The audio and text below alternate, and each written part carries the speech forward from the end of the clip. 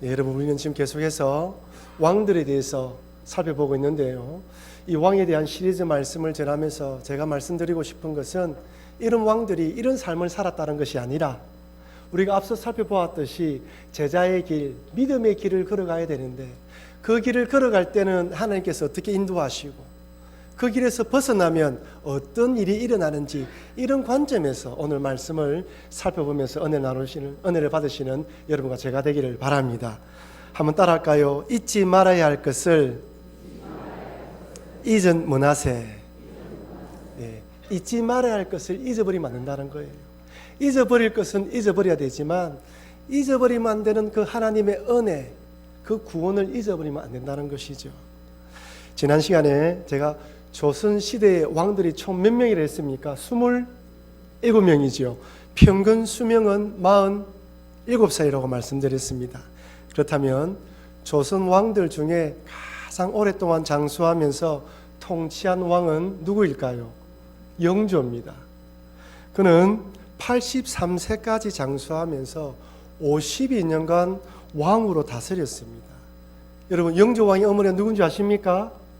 영조왕의 어머니는 무술이 출신인데 2010년 동일한 드라마의 주인공이 바로 영조의 어머니입니다. 그는 왕이 되면서 식사와 참을 포함하여 총 6번의 식사 시간이 있었는데 3번으로 줄이고 반찬 가지수도 획기적으로 줄였다고 합니다. 그래서 오늘날 학자들이 영조왕이 소식을 했기 때문에 그렇게 장수한 것이 아닌가 추측해 보는 것이죠. 지금 영조왕이 옷을 입고 있죠. 이 옷이 왕의 용포라고 합니다. 보통 왕들은 옷이 더러워지면 세탁해서 입는 것이 아니라 새로 해서 입었다고 하는데 이 영조왕은 최소한 3번 이상 세탁을 했고 옷이 떨어지면 기워서 입었다고 합니다.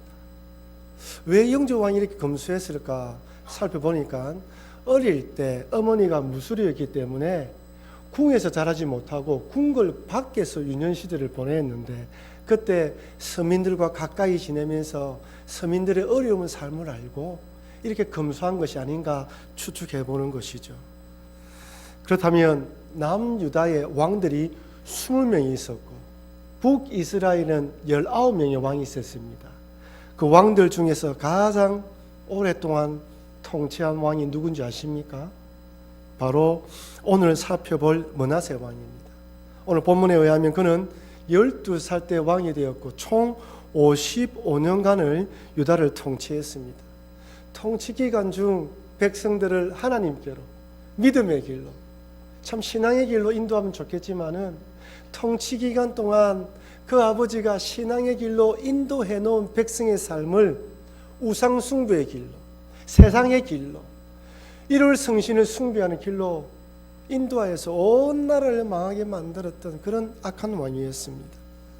먼저 므낫세 왕에 대해서 간략하게 살펴보면 오늘 보면 열왕기하 21장 1절에 이렇게 말씀합니다. 우리 같이 한번 읽어보겠습니다.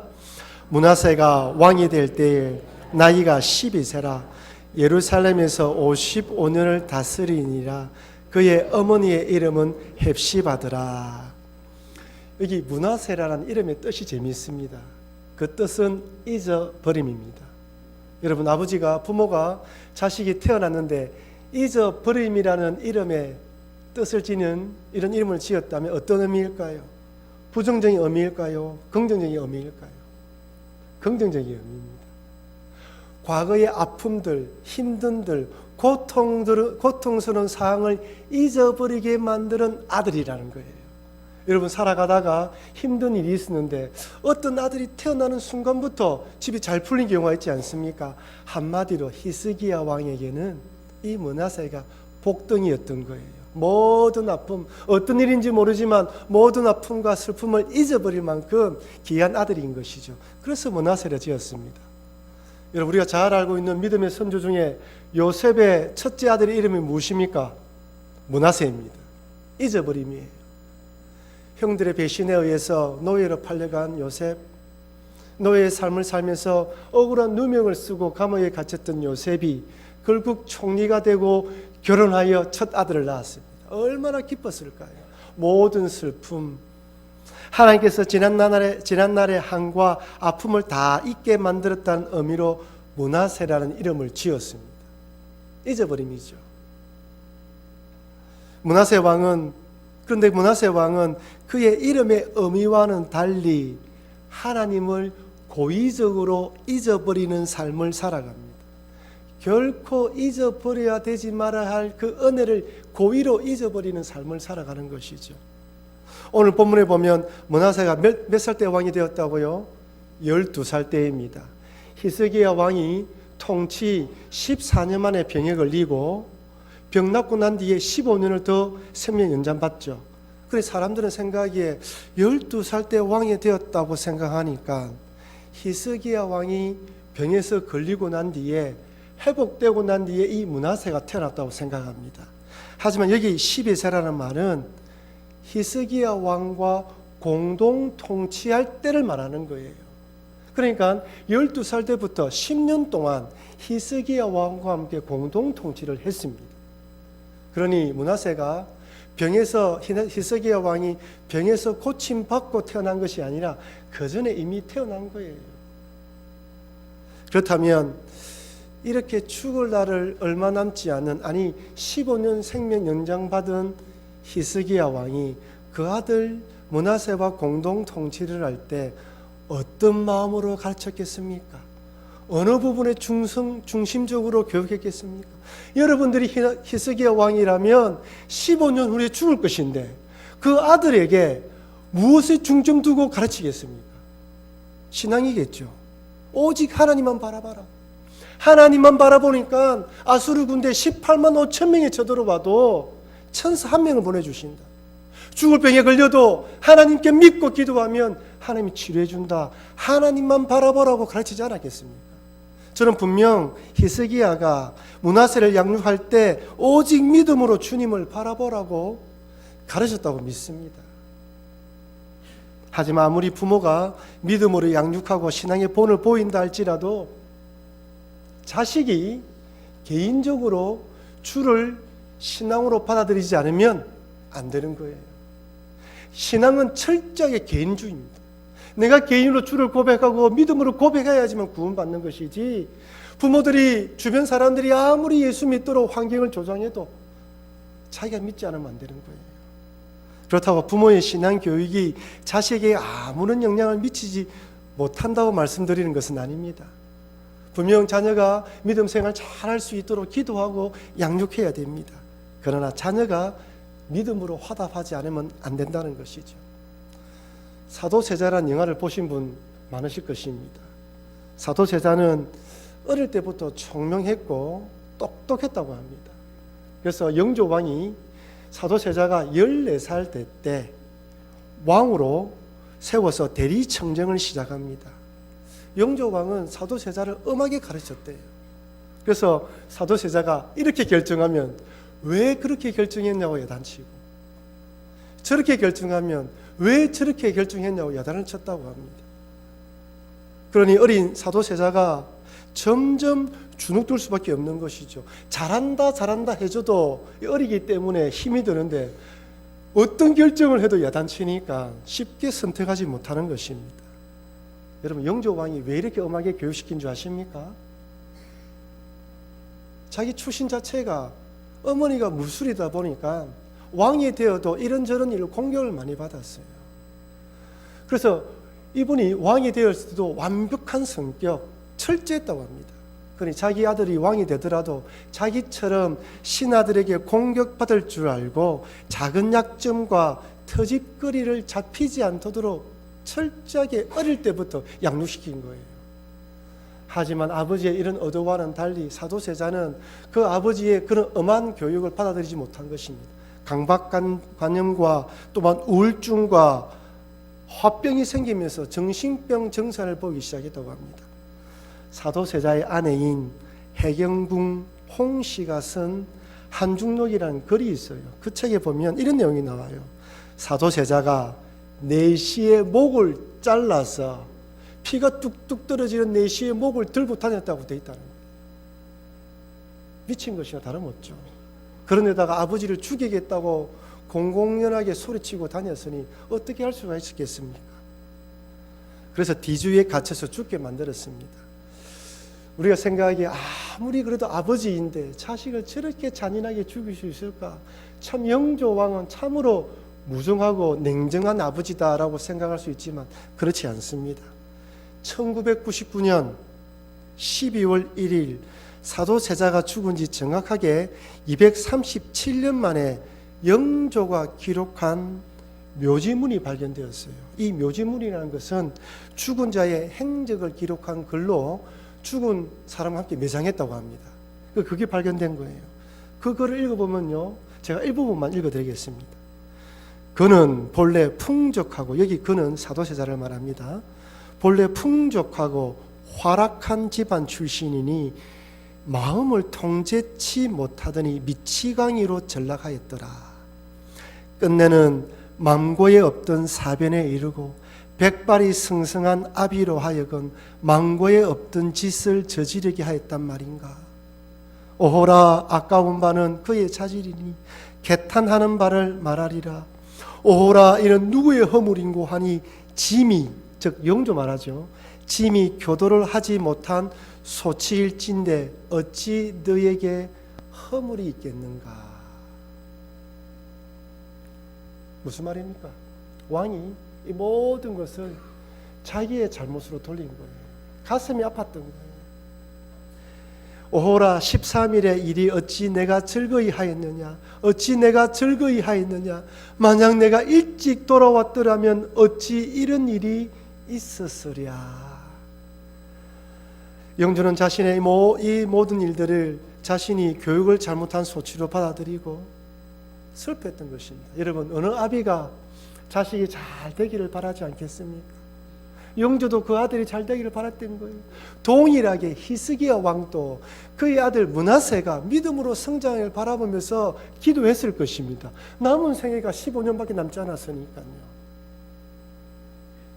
그런데 므낫세는 아버지 같던 믿음의 길이 아니라 할아버지 아하스 왕이 걸었던 세상의 길, 우상을 숭배하는 길, 하나님과 등지는 길을 걸어갑니다. 그런 아버지 히스기야 왕이 죽자 기다렸다는 듯이 첫 번째로 친하수로 정책을 펼치고 또한 온갖 우상과 신들을 숭배합니다. 열왕기와 21장 3절 6절 좀 길지만 우리 같이 한번 소리내서 읽겠습니다. 그의 아버지 히스기야가 헐어버린 산당들을 다시 세우며 이스라엘의 왕 아합의 행위를 따라 바알을 위하여 제단을 쌓으며 아세라 목상을 만들며 하늘의 이룰 성신을 경배하여 섬기며 여호와께서 전에 이르시기를 내가 내 이름을 예루살렘에 두리라 하신 여호와의 성전에 제단들을 쌓고 또 여호와의 성전 두 마당에 하늘의 이룰 성신을 위하여 제단들을 쌓고 또 자기의 아들을 불 가운데로 지나게 하며 점치며 사수를 행하며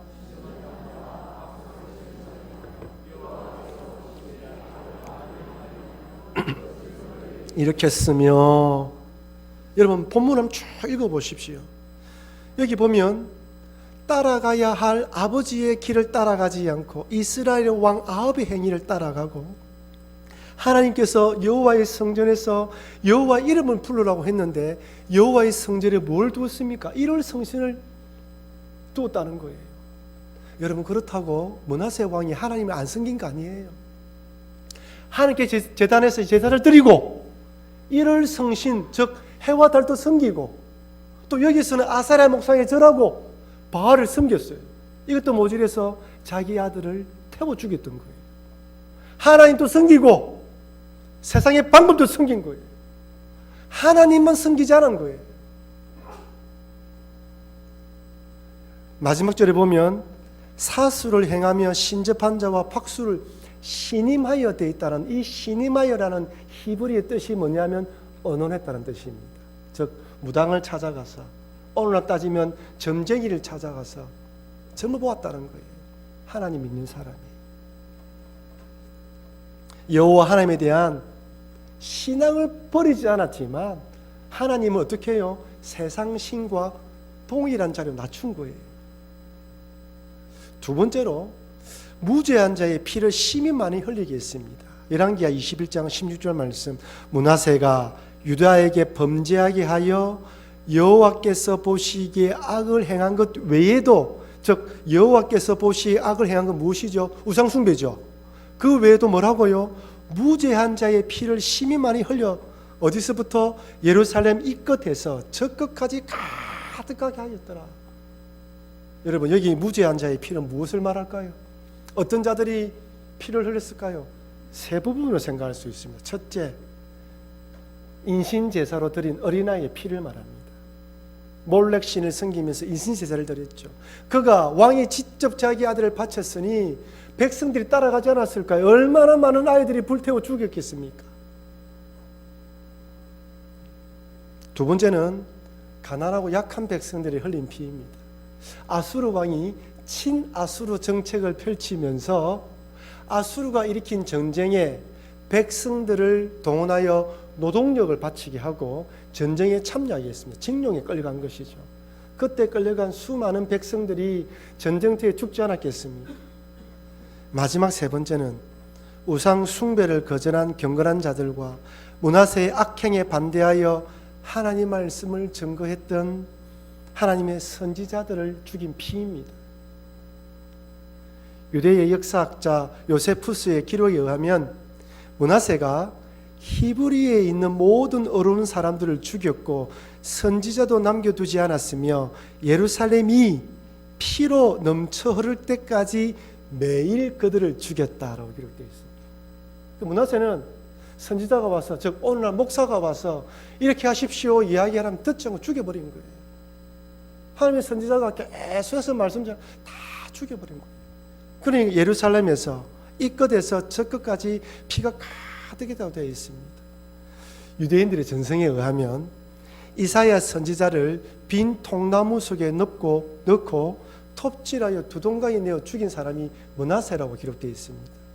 여러분, 이사야 선지자는 히스기야의 영적 멘토예요. 그렇다면 이사야가 므낫세도 신앙적으로 양육할 수도 있었습니다. 그런데 바른 말하는 선지자 죽여버린 것이죠. 그래서 여러분 궁금하지 않습니까? 왜 므낫세는 아버지의 길을 걸어가지 않고 왜 이렇게 세상 신을 섬기며 우상의 신을 섬기는 길로 걸어갔을까요? 왜 그랬을까요?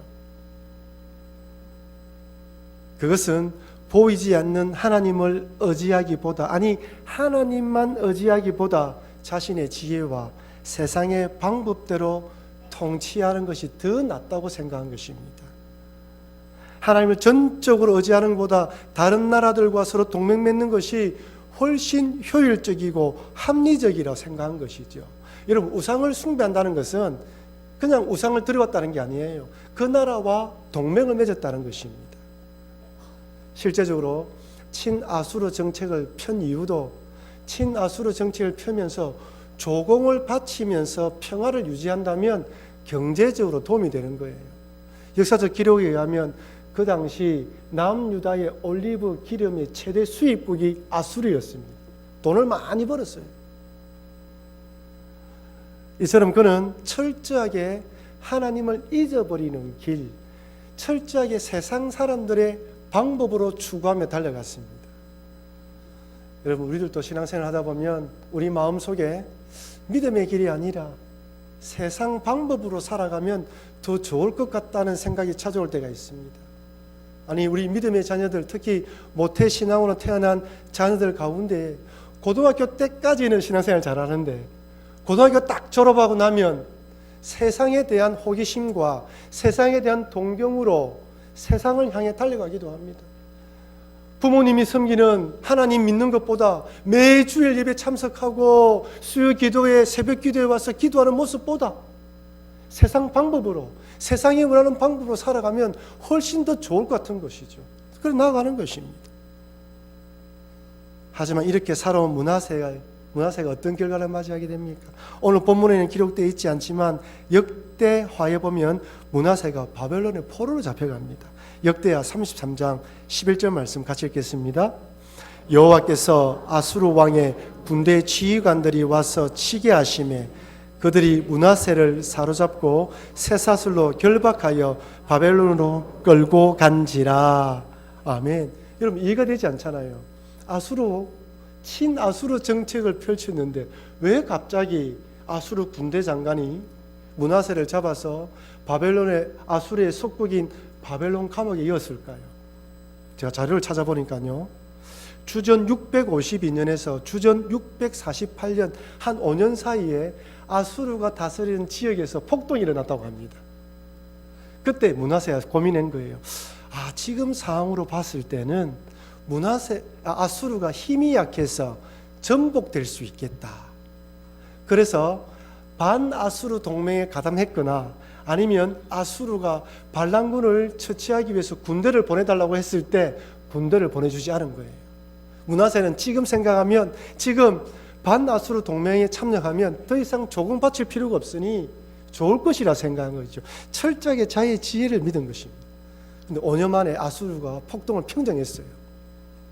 그러니 이 아수르 군대 장관이 므낫세를 괘씸하게 생각하고 포로로 잡아 끌고 간 것입니다. 여러분, 기록에 의하면요, 이 아수르 군대가 사람들을 끌고 갈 때는요, 손발을 묶어서 끌고 가는 거 아니에요. 코에 쇠사슬을 걸어서 끌고 갔답니다. 짐승처럼. 왕이 이런 식으로 끌려갔으니 얼마나 속이 상했겠습니까? 감옥에 몇 년 동안 갇혀있는지 정확하게 알 수는 없지만 그는 그 감옥에서 갇혀있으면서 무슨 생각을 했을까요? 지금까지 자신의 지혜와 세상의 방식에 따라 이렇게 살면 성공할 것이라 생각하고 이렇게 살면 나라가 좋을 것이라고 생각했는데 결국 마지막에 감옥이에요. 자기 뜻대로 살아온 삶의 결과가 감옥입니다. 그 감옥 끝에서 철저하게 자신을 돌아봅니다. 내 뜻대로 내 인생이 되지 않는구나. 내가 아무리 철저하게 계획을 세우고 살아간다 하더라도 내 뜻대로 되지 않는구나. 철저히 깨닫게 되는 것이죠. 사람은요, 자기의 실력이 자기의 한계를 깨달을 때 무릎을 꿇게 되어 있습니다. 교만한 사람은요, 망하지 않으면 절대 겸손해지지 않습니다. 완전 밑바닥에 내려간 므낫세가 그제서야 하나님께 진심으로 회개합니다. 역대하 33장 12절입니다. 같이 읽겠습니다. 그가 환난을 당하여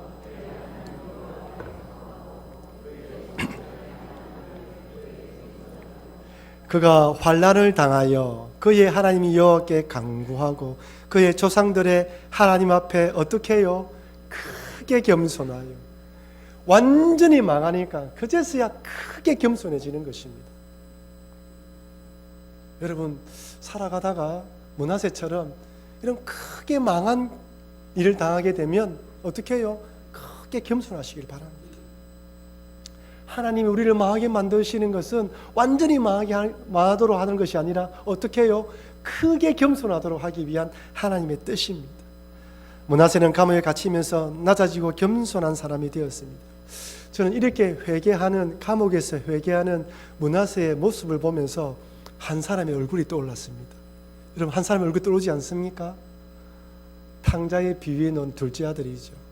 아버지의 유산을 미리 받아서 자기 인생 마음껏 한번 살아보려고 먼 곳에 떠나갔다가 허랑방탕하게 살다가 완전히 망하고 난 뒤에 돼지들이 먹는 지음 열매도 먹을 수 없어서 돼지 우리 안에서 아버지를 바라보았던 그 탕자 둘째 아들.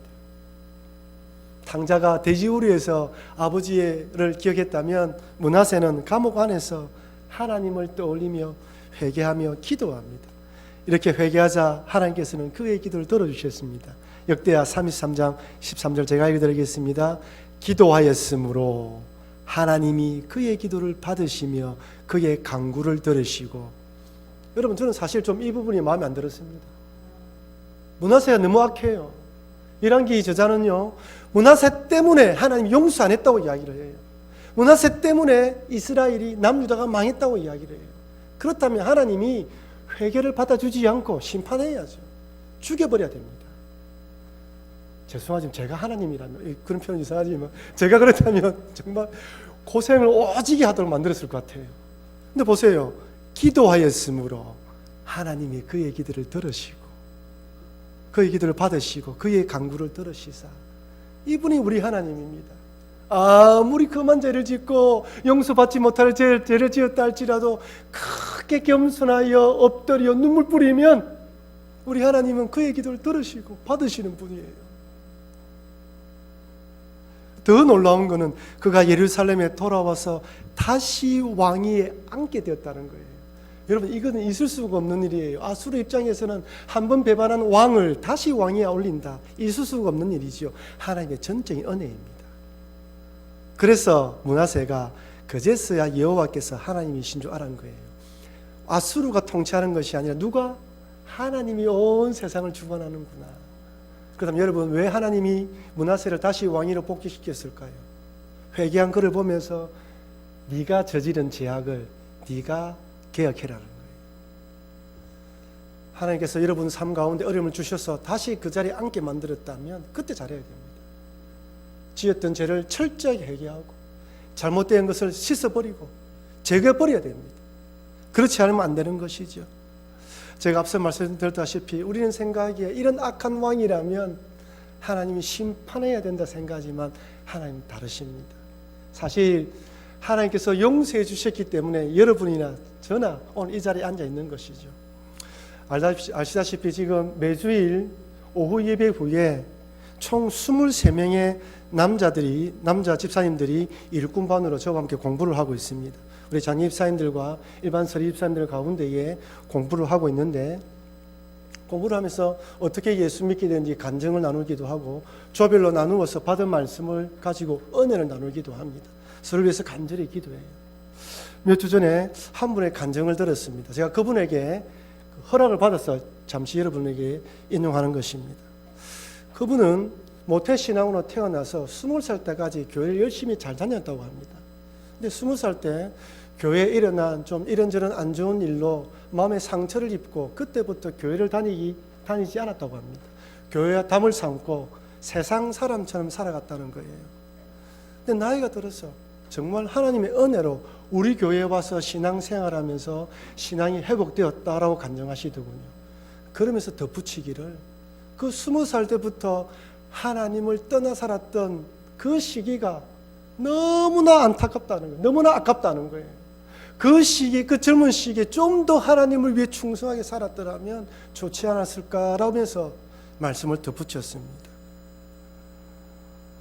만약 하나님께서 그분을 회개할 수 있도록 기회를 주시지 않았다면 그분이 우리 교회에서 신앙생활을 할 수 있었을까요?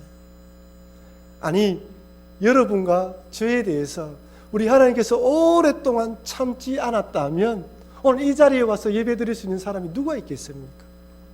우리 하나님은 누구든지 회개하면, 어떤 죄를 지었든지 회개하면 용서해 주시고 돌아오게 하신다는 것을 믿으시는 여러분과 제가 되길 주의 이름으로 축원합니다. 우리들 가운데에 참 가정의 복음을 위해서 기도하시는 분도 있을 겁니다. 특히 자녀를 위해서 기도한 분 많죠. 저도 제가 가르쳤던 아이들 가운데에 성인이 되어서 교회 출석하지 않는 아이들을 바라보면 안타까운 마음으로 그들을 위해서 기도합니다. 우리 여러분들 가운데 자녀가 어릴 때는 참 신앙생활 열심히 했는데 나이가 들면서 교회 오지 않고, 내 배우자나 부모님들이 한때는 열심히 교회를 다니는데 이런저런 안타까운 일로 교회를 출석하지 않은 것으로 기도 제목을 삼고 기도하시는 분들이 있을 것입니다. 언제 주님께서 이 기도를 응답해 주실까? 참 끝이 보이지 않고 때로는 포기하고 싶은 생각이 들 때도 있을 것입니다. 하지만 오늘 본문의 므낫세를 기억하십시오.